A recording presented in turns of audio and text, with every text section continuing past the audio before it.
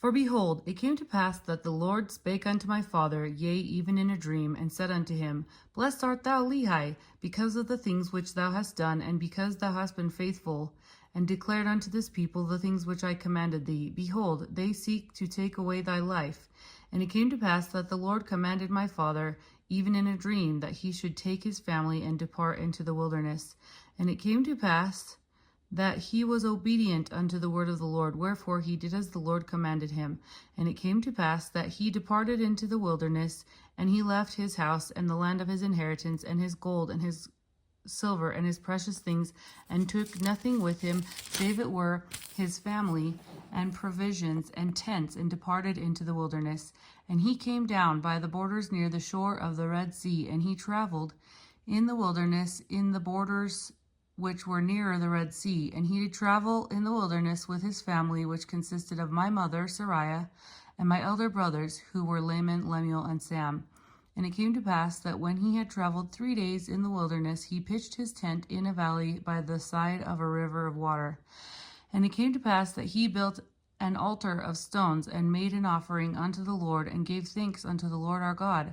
And it came to pass that he called the name of the river Laman, and it emptied into the Red Sea, and the valley was in the borders near the mouth thereof. And when my father saw that the waters of the river emptied into the fountain of the Red Sea, he spake unto Laman, saying, Oh, that thou mightest be like unto this river, continually running into the fountain of all righteousness.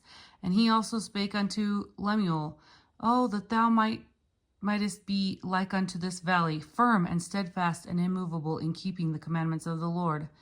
Now this he spake because of the stiffneckedness of Laman and yet Lemuel. For behold, they did murmur in many things against their father, because he was a visionary man, and had led them out of the land of Jerusalem to leave the land of their inheritance, and their gold and their silver and their precious things to perish in the wilderness. And this they said he had done because of the foolish imaginations of his heart. And thus Laman and Lemuel, being the eldest, did murmur against their father. And they did murmur because they knew not the dealings of that God who had created them. Neither did they believe that Jerusalem, that great city, could be destroyed according to the words of the prophets. And they were like unto the Jews who were at Jerusalem, who sought to take away the life of my father. And it came to pass that my father did speak unto them in the valley of Lemuel with power, being filled with the Spirit, until their frames did shake before him. And he did confound them, that they durst not utter against him. Wherefore they did as he commanded them. And my father dwelt in a tent. And it came to pass that I, Nephi, being exceedingly young, nevertheless being large in stature, and also having great desires to know the mysteries of God, wherefore I did cry unto the Lord, and behold, he did visit me, and did soften my heart, that I did believe all the words which had been spoken by my father. Wherefore I did not rebel against him like unto my brothers. And I spake unto Sam, making known unto him the things which the Lord had manifested unto me by his Holy Spirit. And it came to pass that he believed in my words.